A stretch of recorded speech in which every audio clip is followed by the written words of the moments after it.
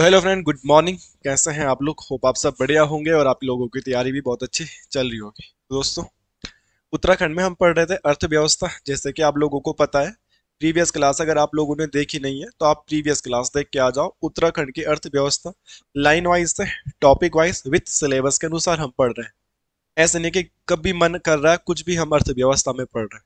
लोग समझते हैं, बेसिकली जहां तक मेरे को लगता है, स्टूडेंट, ये बहुत सारे टीचर भी ये समझते हैं कि अर्थव्यवस्था का मतलब जस्ट बैंकिंग है।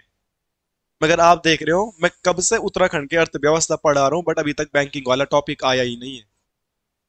तो बैंकिंग के अलावा बहुत सारी चीजें क्या है अर्थव्यवस्था में। बैंकिंग के अलावा बहुत सारी चीजें अर्थव्यवस्था में है।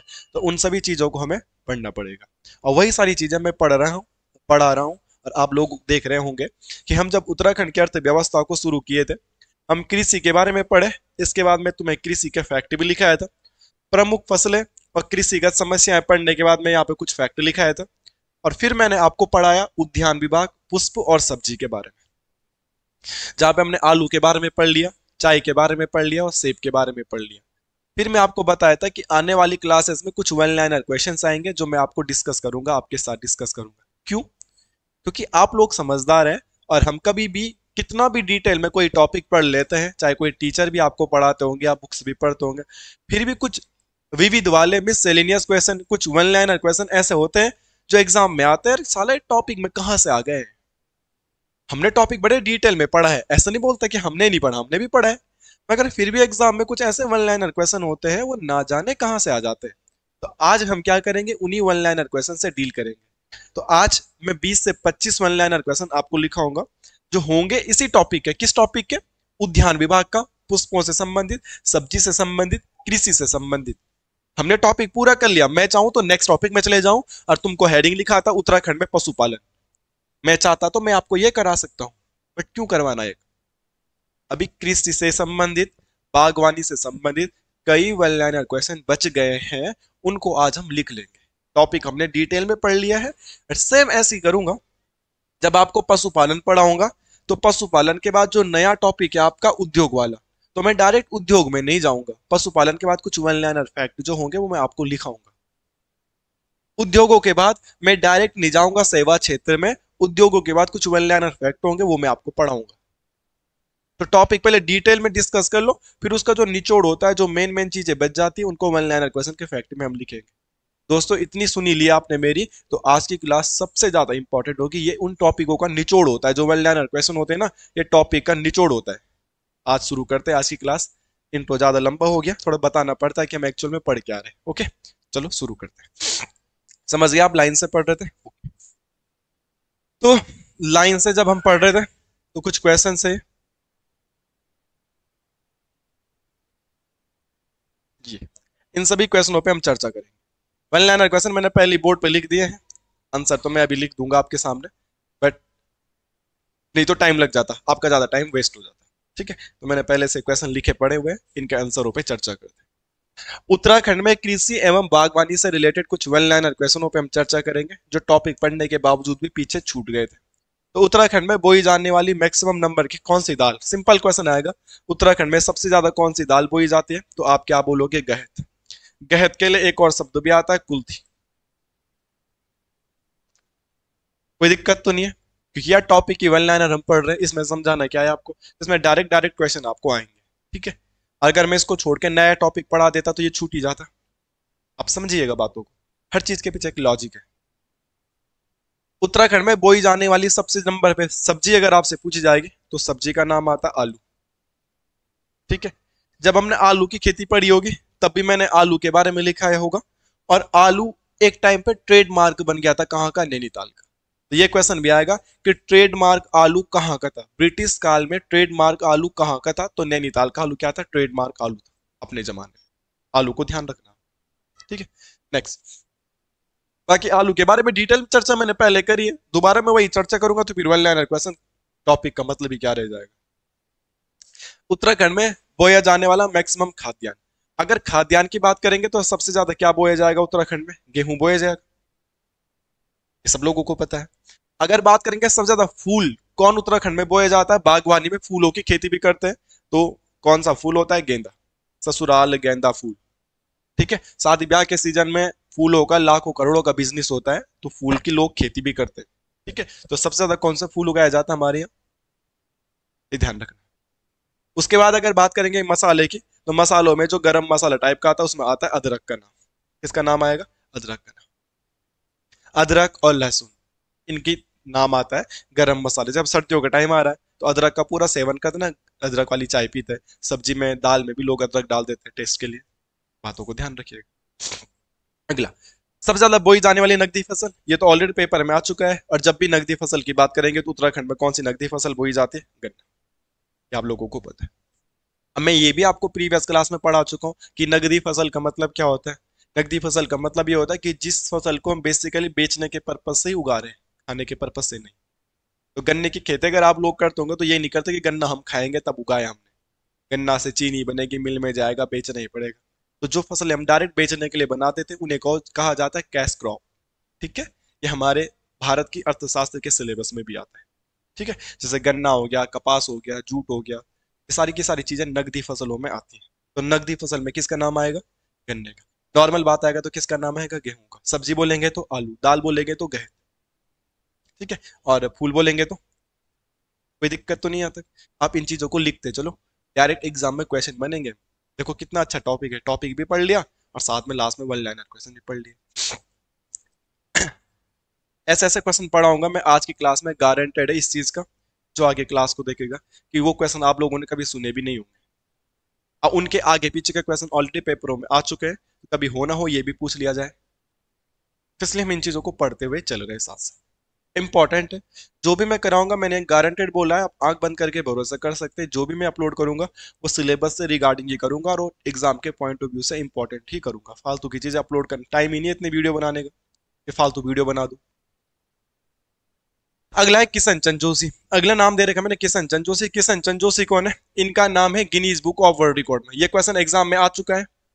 अब ऐसा नहीं बोल सकता कोई कि सर हमने नहीं सुना है इनका नाम। आप गूगल करके देख लो, उत्तराखंड के प्रीवियस पेपर देख लो, Guinness book of world record इनके नाम पे। इनको क्यों पढ़ रहे फिर हम, अरे इनको बागवानी में पढ़ रहे हैं कि इन किशन चंद जोशी का नाम Guinness book of world record में है। क्वेश्चन आएगा ये कहाँ के है साहब, तो ये बंदा है अल्मोड़ा का।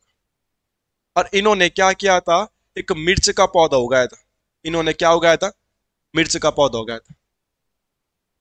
लगभग 6 मीटर ऊंचा मिर्च का पौधा उगा दिया उन्होंने। सोचो हम, हमारी हाइट कितनी होगी, लगभग 1.5 मीटर, पौने 2 मीटर, और हमसे भी 2-3 मीटर, 5-6 गुना ऊंचा। 6 मीटर मिर्च का पौधा उगा दिया किसने, इन्होंने।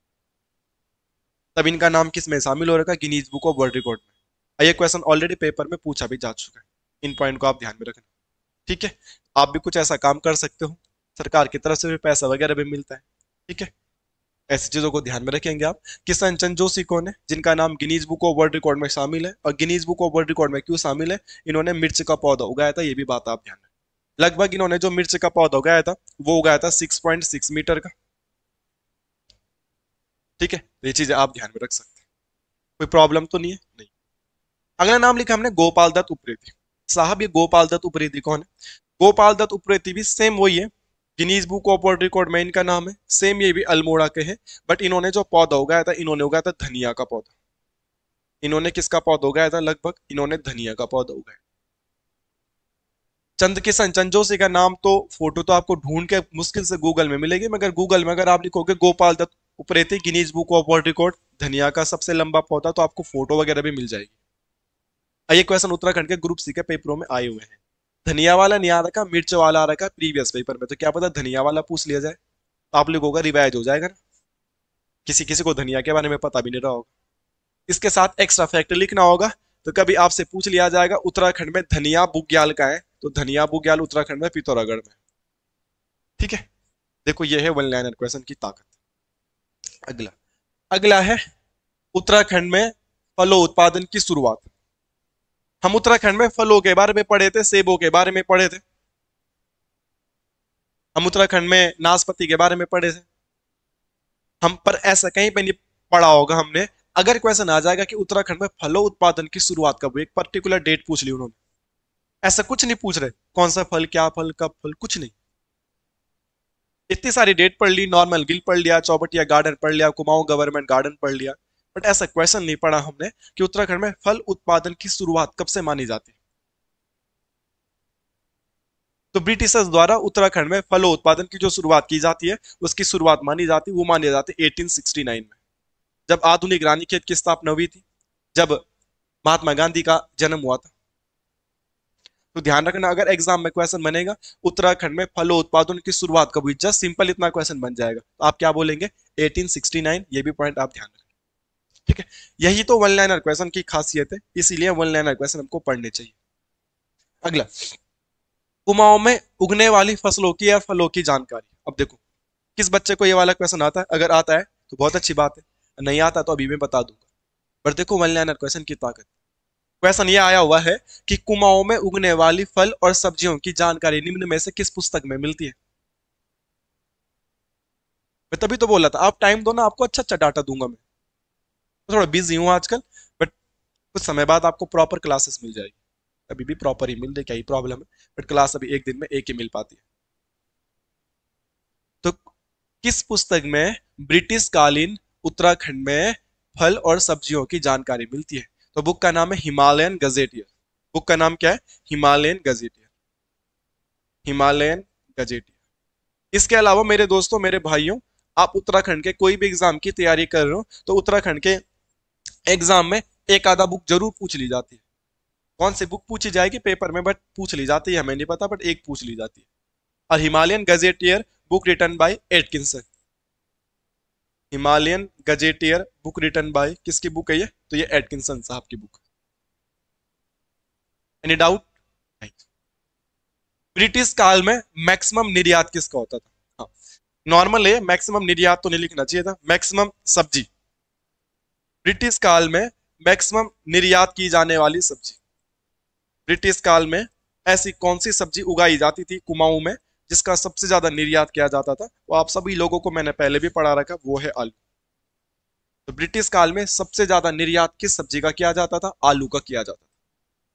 कुमाऊं का आलू या नैनीताल का आलू तो फेमस था, फेमस, ट्रेडमार्क मिला था उसे, पहाड़ी आलू के नाम से बड़ा फेमस था। तो ध्यान रखिएगा, ये बात हम ऑलरेडी पढ़ चुके हैं आलू वाली क्लास में, स्पेशल एक क्लास बनाई है जिसमें आलू के बारे में चर्चा करी। मैंने हर एक चीज लाइन से पढ़ा रखी है, किताबों में अलग अलग बिखरा पड़ा रहता है, उसको कनेक्ट करना, एक सामने लाना, ये सारी चीजें तो किताबों में है ही नहीं, अगर होगा भी तो कुछ कहीं कुछ कहीं कुछ कहीं, इन सबको एक सामने लाना मेहनत लगती है। चलो नेक्स्ट, छकाता पदगत। नॉर्मल क्वेश्चन आएगा, तुम्हें जिला वाइज अगर क्वेश्चन पूछ लिया जाएगा, सुनिएगा मेरी बातों को, अगर डिस्ट्रिक्ट वाइज आपसे क्वेश्चन पूछ लिया जाएगा, मेरा जिला सीरीज अगर आपने पढ़ा होगा तो मैंने वहां पे भी इसकी चर्चा करी है कि डिस्ट्रिक्ट वाइज अगर आपसे क्वेश्चन पूछा जाएगा कि छकाता परगना किस जिले को कहा जाता है, तो छकाता परगना नैनीताल को कहा जाता था। अगर सिंपल क्वेश्चन आएगा, अभी तो मैं तुम्हें बागवानी लिखा रहा हूं, ये बागवानी से रिलेटेड या किसी से रिलेटेड वन लाइनर फैक्ट लिखा रहा हूं, मगर मैं इस टॉपिक से हटके बोलूं, मैं इस टॉपिक से हटके बोलूं और आपसे सिंपल क्वेश्चन पूछा जाएगा कि छकाता परगना किस जिले का नाम है, किस जिले का नाम था, तो छकाता परगना नैनीताल जिले को कहा जाता था, ये समझ लो। हल्द्वानी और नैनीताल के बीच वाली कोई जगह है जिसको छकाता परगना कहा जाता है। ओके, अब क्वेश्चन ये है कि छकाता परगना किस खेती के लिए फेमस था, क्योंकि हम तो बागवानी पढ़ रहे हैं, हम जिला सीरीज तो पढ़ नहीं रहे। तो क्वेश्चन है कि निम्न में से किस फल के लिए या किस खेती के लिए या किस चीज के लिए छकाता परगना फेमस था, आलू के लिए, नाशपाती के लिए, नींबू के लिए, ऐसा क्वेश्चन आ जाएगा। तो ध्यान रखना, छकाता परगना फेमस फॉर नींबू। यहाँ पे क्या होता था, नींबू होता था, ठीक है। एक तो नींबू होता है जो छोटा छोटा होता है, कागजी जिसे बोला जाता है, जैसे सब खाने में हम खाते हैं, बट नींबू के टाइप्स ऑफ होते हैं, जैसे नींबू का तो टाइप से संतरा, नींबू का टाइप तो है माल्टा, नींबू का टाइप तो है एक और भी आता है, पता नहीं क्या आता है, संतरा, माल्टा, एक और चीज होती पता नहीं, एक बड़ा सा होता है, गाँव में तुमने देखा होगा सिट्रस फ्रूट जिन्हें बोला जाता है, वो सब के सब नींबू के ही तो प्रजातियां हैं। तो इनकी खेती किधर होती थी अंग्रेजों के टाइम पे, बड़े लेवल पे छकाता परगना। तो छकाता परगना किसकी खेती के लिए फेमस था भाई, नींबू की खेती के लिए। क्वेश्चन कैसे डिजाइन हो सकता है, मैं सारी चीजें बता रहा हूँ, आप नोट करते रहो, एक बार क्लास को सुनो, क्लास खत्म होने का रिवाइज करो, चीजें याद हो जाए, ठीक है। और थोड़ा बहुत क्लास को शेयर वगैरह कर लो अगर आपको लगता है कि डाटा अच्छा है, अदरवाइज कोई बात। नेक्स्ट, खुरपाताल। साहब क्वेश्चन आएगा कि कुमाऊं का खुरपाताल किस के लिए फेमस था, तो खुरपाताल आलू की खेती के लिए फेमस था। अभी तुमने पढ़ा कि मैक्सिमम आलू हो ये कहाँ रहता है, नैनीताल में। फेमस आलू भी कहाँ था, नैनीताल का। ट्रेडमार्क आलू भी कहाँ था, नैनीताल का। अब क्वेश्चन आ जाएगा कि निम्न में से आलू की खेती के लिए फेमस था, नैनीताल, भीमताल, कुरपाताल, नौकुचिया ताल। तो नैनीताल तो तुम गए होंगे, नैनीताल में खेती करेंगे, करेंगे कहाँ पे? नैनी झील के अगल बगल तो खेती करने लायक कुछ है भी नहीं, माल रोड है वहां पे, मंदिर है वहां पे, कुछ भी नहीं है। कुरपाताल के चारों तरफ खेत है। नॉर्मल हम पढ़ देते कि नैनीताल डिस्ट्रिक्ट वाइज की भाई आलू। क्वेश्चन आएगा कि नैनीताल में कौन सी झील के किनारे आलू की खेती के लिए फेमस था, प्रसिद्ध था, तो हम क्या बोलेंगे मेरे दोस्त? ओके, इसलिए मैं पहले से क्वेश्चन लिख के लेकर हूं कि चल कोई नहीं। अच्छा, अब कुछ प्रजातियां हैं, फलों की कुछ प्रजातियां हैं जो हमारे यहाँ नहीं थी, इनको बाहर से लाए गए। कुछ फल जो हमारे यहाँ नहीं थे मूल रूप से, इन्हें बाहर से लेके आए। और सब काम किसके है, नॉर्मन गिल के। क्योंकि नॉर्मन गिल के ही कार्यकाल को कुमाऊं में बागवानी का स्वर्णकाल कहा जाता है। ये चीजें मैं आपको पहले भी डिस्कस कर चुका हूं। तो वो इस फील्ड में बड़ा एक्टिव रहता था। ओके, चलो। तो रेड डिलीशियस, अगर क्वेश्चन आएगा रेड डिलीशियस किसकी प्रजाति है, तो रेड डिलीशियस होती है सेब की प्रजाति। रेड डिलीशियस, ये तो मैंने सेब में भी पढ़ा रखा है। तो रेड डिलीशियस किसकी प्रजाति है, सेब की प्रजाति। और इसको लेके कौन आया था उत्तराखंड, तो प्रो स्टोक लेके आया था। ठीक है, इसका नाम है प्रो स्टोक। जैसे क्रिकेटर है बैन स्टोक, तो इसका नाम है प्रो स्टोक। तो उत्तराखंड में रेड डिलीशियस नाम की एक सेब की प्रजाति है। और इस क्वेश्चन सिंपल आ जाएगा कि रेड डिलीशियस किसकी प्रजाति, चाय की प्रजाति, सेब की प्रजाति, आलू की प्रजाति, ऐसे क्वेश्चन आएंगे। तो रेड डिलीशियस किसकी प्रजाति है साहब, सेब की। कौन लेके आते हैं इसे दोस्त, प्रॉपर प्रो स्टोक। अच्छा, वाइनरी प्लांट, ये लॉन्डो की समझ में आ जाएगा। वाइन बोले तो है ना, पैक। तो वाइनरी प्लांट, अब अंग्रेज थे तो दारू भी पीते रहे होंगे, तो फलों से ही वाइन वगैरह बनती है। सुना होगा तुम लोगों ने, अंगूर से बनती है शराब वगैरह, बियर वगैरह। तो नॉर्मन गिल ने बोला कि कुमाऊनी में जब मैं फल उगा रहा हूं तो साला मैं एक वाइनरी प्लांट भी बनाऊंगा। नॉर्मन गिल का आइडिया था कि कुमाऊं में वाइनरी प्लांट भी लगाना पड़ेगा, मतलब एक कंपनी, फैक्ट्री, थोड़ी बहुत मशीनें, जो भी लगता होगा कि फलों से जहां पे शराब बनाई जा सके, तो वाइनरी प्लांट लगाना था। उस पर उसका काम चल रहा था। और जब भी वाइनरी प्लांट लगेगा तो मैक्सिमम जो दारू बनती है वो अंगूर से बनती है। बियर वगैरह तुमने सुना होगा हल्का फुल्का, अंगूर का उसमें ठीक ठाक लेवल पे यूज कर लिया जाता है। और उत्तराखंड में अंगूर था ही नहीं, अंगूर मंगाना था। अब अंगूर की पौध आएगी, अंगूर के बीज आएंगे। अब क्वेश्चन आएगा उत्तराखंड में अंगूर की पौध कहाँ से मंगाई गई, बताओ, आता है तुम्हें?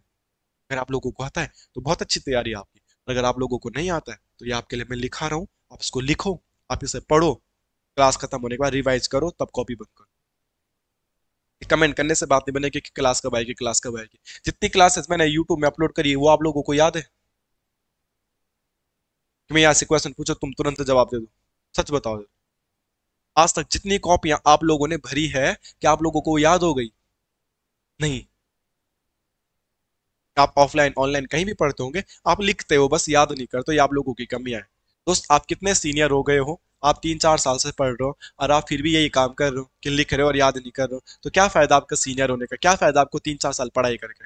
इस सर 4 साल से तैयारी कर रहा हूँ, निकला नहीं पेपर, 5 साल से कर रहा हूँ, निकला नहीं पेपर, क्योंकि हमने लिखा ही तो है, आपने नोट्स ही तो बनाए हैं, याद कौन से किया है? आप बुकें खरीद रहे हो कि कौन सी बुक खरीदे, बुक बताओ। यूट्यूब में देख रहे हो कि वो खरीदे वो खरीदे। मैं बोल रहा हूँ मुझे कोई भी एक बुक बता दो जो उत्तराखंड की सर्वगुण संपन्न होगी, कि इसमें लिखा हुआ डाटा पत्थर की लकीर है, मैं आपको उसी बुक में गलतियां बता दूंगा। उत्तराखंड की किसी बुक में सारी चीजें सही नहीं लिखी है, यहाँ तक कि परीक्षा वाणी में भी नहीं। क्या करें, कौन सी बुक पढ़ोगे? तो बुकों के पीछे ना जाओ, जो चीजें लिखी है ना उसको पढ़ लो, याद कर लो, ये समझ लो बात को। बाकी किसी की नौकरी लगती है, पॉडकास्ट में कुछ भी बोल देता है कि मैंने ये किया, मैंने वो किया, मैंने 7 घंटे पढ़ा, मैंने 10 घंटे पढ़ा, मैं लाइब्रेरी गया। मैं बोल, तुम्हारी भी कल नौकरी लगेगी, तुम भी कुछ भी बोल दोगे। ऐसे चीजें ऐसी नहीं होती है, चीजें लॉजिकली सोचा करो। तो वाइनरी प्लांट लग रहा था कुमाऊं में। बेसिकली जो लिकोट में इनको क्या लगाना था, वाइनरी प्लांट लगाना था। और किसको लगाना था भाई वाइनरी प्लांट, ये लगाना था साहब नॉर्मल गिल को। तो उत्तराखंड में वाइनरी प्लांट हेतु अंगूर के बीज मंगाए गए थे, अंगूर के।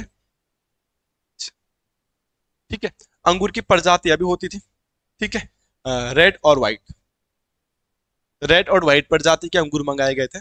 और ये कहां से मंगाए गए थे, क्वेश्चन आएगा तो यहाँ पे नाम लिख लेना, इटली। तो उत्तराखंड में अंगूर की पौध कौन मंगा रहा है, नॉर्मन गिल मंगा रहा है। उत्तराखंड में अंगूर की पौध या अंगूर के बीज किसने मंगाए, नॉर्मन गिल ने मंगाया।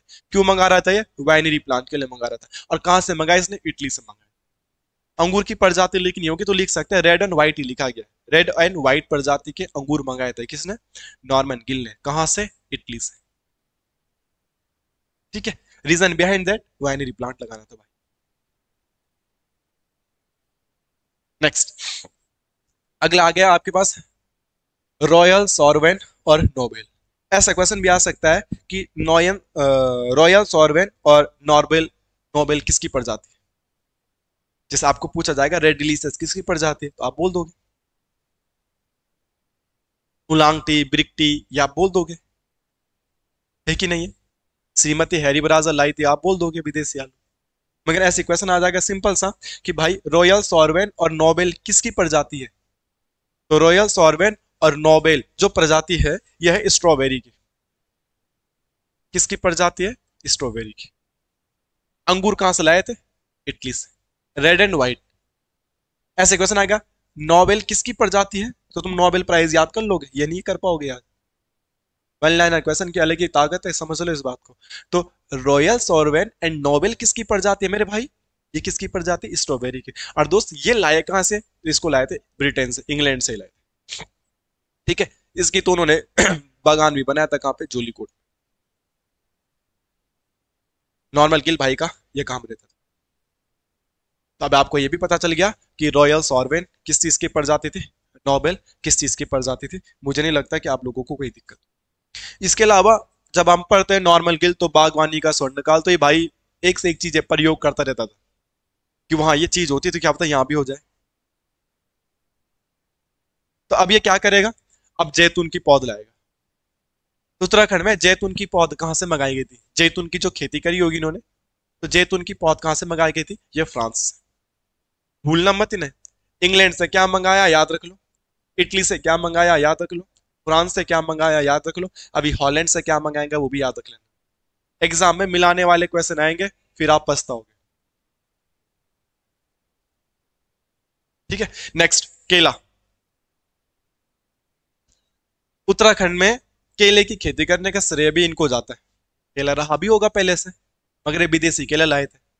जैसे मैं एक बार नेपाल गया था घूमने के लिए, नेपाल की यात्रा पे गया था, तो वहां बहुत बड़े बड़े केले के पेड़ होते हैं। अब वहां केले दर्जनों में नहीं बिक रहे, वहां केले का पूरा वही गुच्छा बिक रहा है। अरे एक आता भी है, इधर भी रहता हूँ गढ़वाल में, हजार केला क्या बोलते हैं उसे, हजारी केला कुछ बोलते हैं, स्पेशल नाम है उसका, आई डोंट नो। उसमें बहुत सारे केले एक पेड़ में, बोलते हैं उसे हजार केले लग जाते हैं, कुछ ऐसा कुछ नाम है उसका। किसने दे, भले छोटे छोटे लगते हैं साइज में, पर उसमें बहुत सारे दर्जन टाइप, दर्जन दर्जन गुच्छे गुच्छे गुच्छे लगते हैं, हजारी केला कुछ कहते हैं उसे। ठीक है। और हमारा तो केले का बिजनेस हुआ करता था कभी, जब तक मेरे दादा दूदा थे, हमारे टाइम पे तो नहीं, मगर अभी भी हमारे बहुत सारे केले के पेड़ होते हैं गाँव में। मोटे मोटे केले होते हैं, उनको पकाते हैं हम, तो 2 केले खा के पेट भर जाता है। तो मेरे दादाजी पहले केले उगाते थे, मतलब बहुत सारे केले के पेड़ होते थे हमारे, क्योंकि केले के पेड़ गुच्छे में होते, एक केले का पेड़ लगाओ तो पूरा केले का बागान टाइप का बन जाता है। तो दादाजी केले को पकाने के बाद गाँव में बेचते थे। तो केले की प्रजातियां ये अंग्रेजों ने जो यहाँ मंगाई थी, अंग्रेजों ने केले की प्रजातियां कहाँ से मंगाई थी ये भी आपसे पूछ लिया जाएगा। तो ये मंगाई थी बंगाल से या बर्मा से। ठीक है, बर्मा, बर्मा किससे बोला जाता था? रंगून बर्मा बांग्लादेश की राजधानी, ये आप लोगों को पता है, तो इनको ध्यान रखना। सॉरी, म्यांमार की राजधानी, बांग्लादेश बोल दिया मैंने, कोई गाली मत देना। ठीक है, कि आपने भाई गलत बोल दिया। भाई परसों मैंने वो लिख दिया देव संस्कृत विश्वविद्यालय, और कौन सा वो संस्कृत विश्वविद्यालय, देव संस्कृत विश्वविद्यालय था, मैंने ऊपर नीचे कर दिया हूँ। उस पर कमेंट आ गया कि भाई क्या है ये।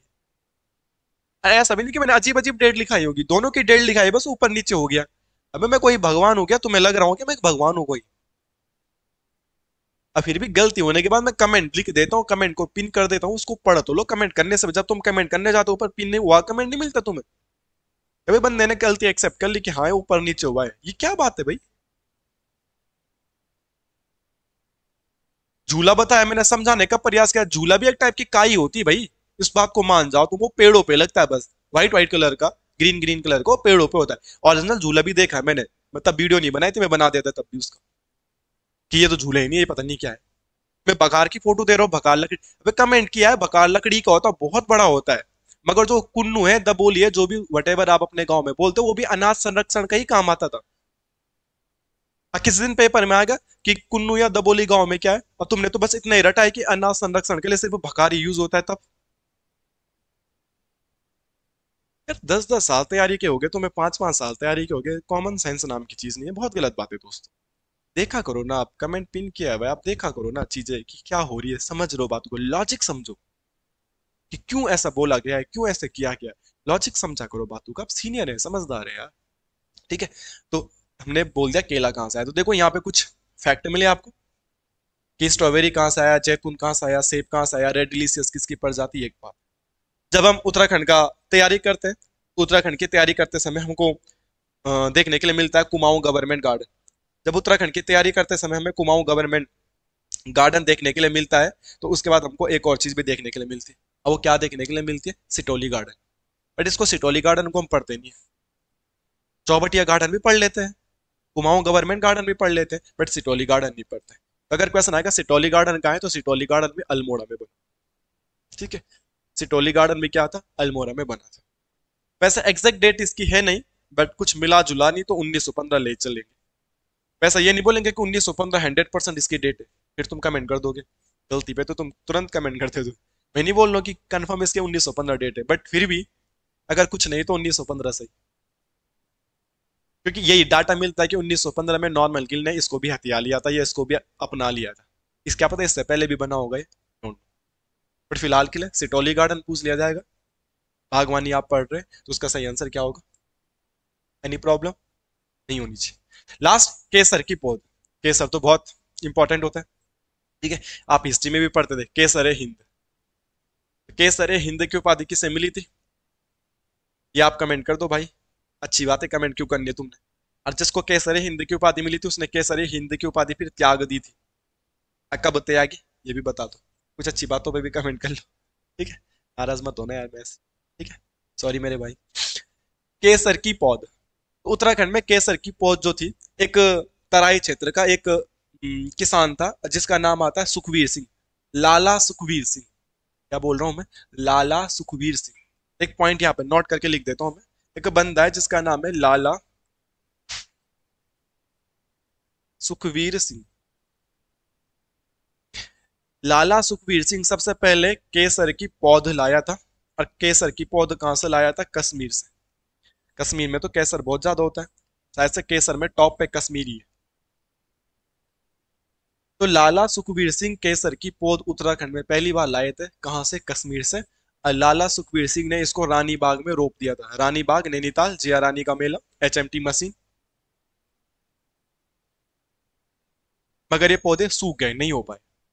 जम्मू कश्मीर का सर्दी में रानी बाग में इतना ज्यादा है नहीं, नीचे ही है, पहाड़ी पे नहीं है। तो उसके बाद बागवानी का मास्टर कौन था हमारे यहाँ?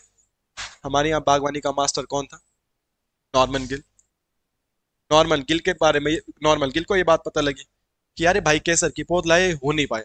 उसने बोला मैं मंगाता है ना केसर, क्यों चिंता करता है, हम उगाएंगे। और फिर उत्तराखंड में जो केसर की पौध आई थी वो आई थी हॉलैंड से। कहाँ से आई थी? हॉलैंड से। और कौन मंगाए इसे हॉलैंड से? नॉर्मन। अतः फिर उन्होंने उत्तराखंड में केसर की पौध भी कर। तो ध्यान रखना, अंगूर कहाँ से मंगाया, केसर कहाँ से मंगाया, सेब कहाँ से मंगाया, केला कहाँ से मंगाया, जैतून कहाँ से मंगाया, ये चीजें याद रखनी। यही तो पेपर में आएगा, और क्या आ सकता पेपर में। तो देखो, अगर मैं चाहता तो इन क्वेश्चनों को ड्रॉप करके और तुम्हें नई हेडिंग लिखाता कि उत्तराखंड में पशुपालन, क्योंकि मेरा कृषि कंप्लीट हो गया है।